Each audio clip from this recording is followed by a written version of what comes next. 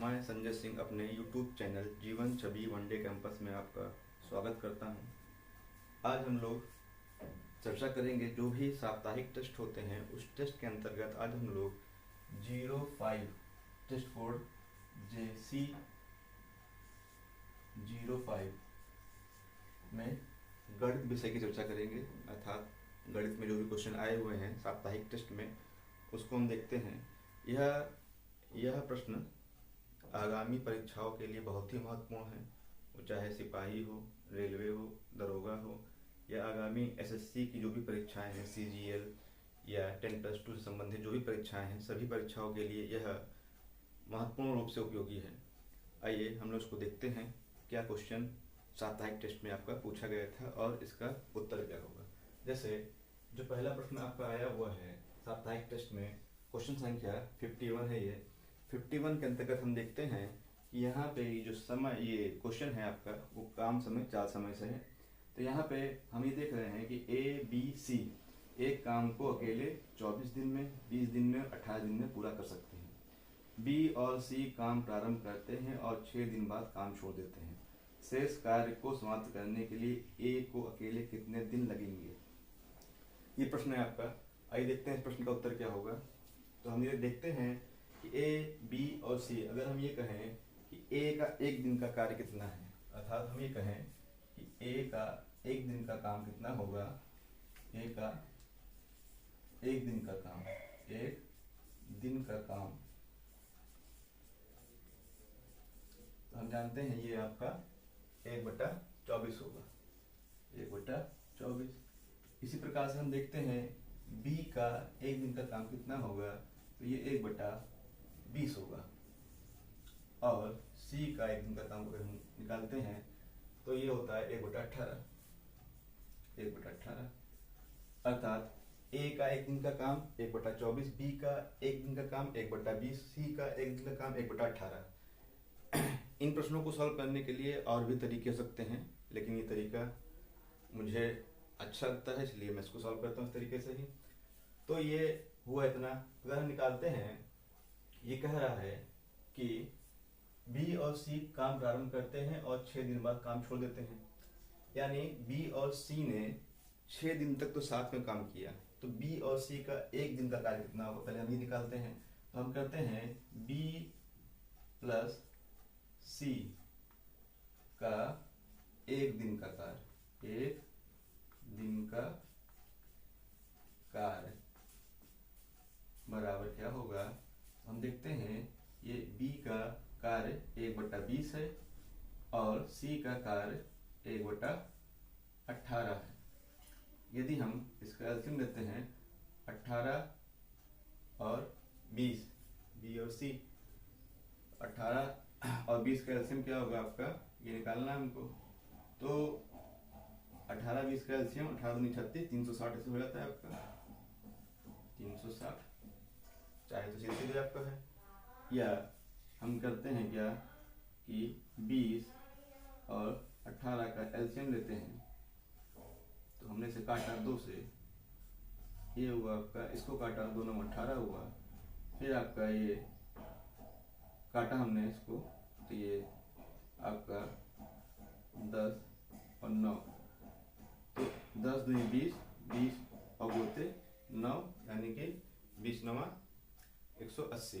तो हम चाहे इसको 180 भी कर सकते हैं।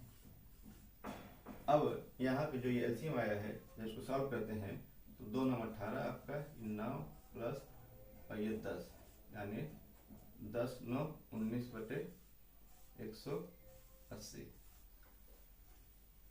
तो B और C का एक दिन का काम कितना होता है, 19/180। तो 6 दिन के काम की हम गणना करते हैं तो हम ये बोलते हैं B और C का, यानी B और C का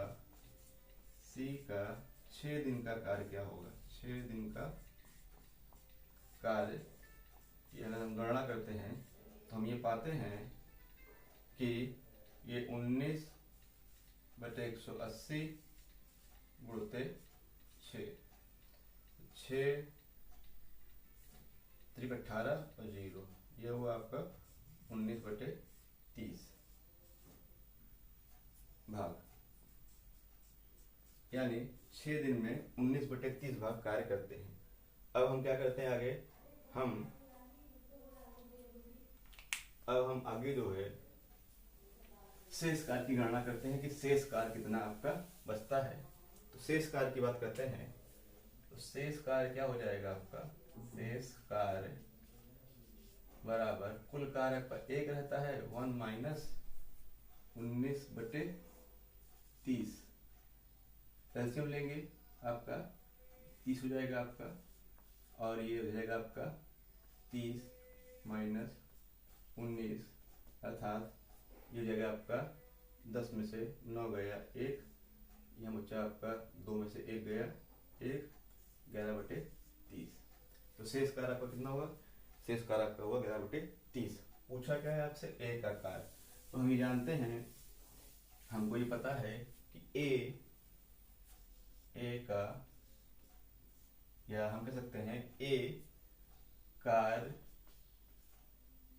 या ए का 1 दिन का काम, 1 दिन का काम बराबर है कितना आपका 1/24, 1/24। तो पूरा काम करता है आपका ए जो है आपका 24 दिन में, इसलिए 11/30 भाग काम करेगा बराबर 24 गुणते 11/30, 24 गुणते 11/30। इसे हम सॉल्व कर लेंगे तो ये कटेगा आपका 2 से, 2 एकम 2, 2 दूनी 4, 15 हुआ, 3 से काट दीजिए, 3 चौक 12, 3 पंजे 15, 44/5 भाग करेंगे 44 में, 5 से, 5 8 40 होता है आपका, 4 आया, आंसर हो गया क्या आपका 8 सही 4/5। देखिए आंसर कहाँ आ रहा है, अर्थात आपका ऑप्शन सी सही है यहाँ पे। इस प्रकार से ऑप्शन सी सही है 51 का। आइए देखते हैं नेक्स्ट क्वेश्चन क्या है आपका। अगला क्वेश्चन देखते हैं हम लोग, उसको सॉल्व करते हैं। आई थिंक ये आपको इतना समझ में आया होगा। इसका और भी शॉर्ट तरीके हैं, लेकिन हम लोग अपने प्रोसेस पे ही रहते हैं, ज़्यादा ठीक रहेगा। और आइए देखते हैं हम लोग नेक्स्ट क्वेश्चन क्या है आपका 52, क्वेश्चन नंबर 52, यानी 51 का आंसर सी सही है आपका, ये हमने देखा। आते हैं क्वेश्चन नंबर 52 पर।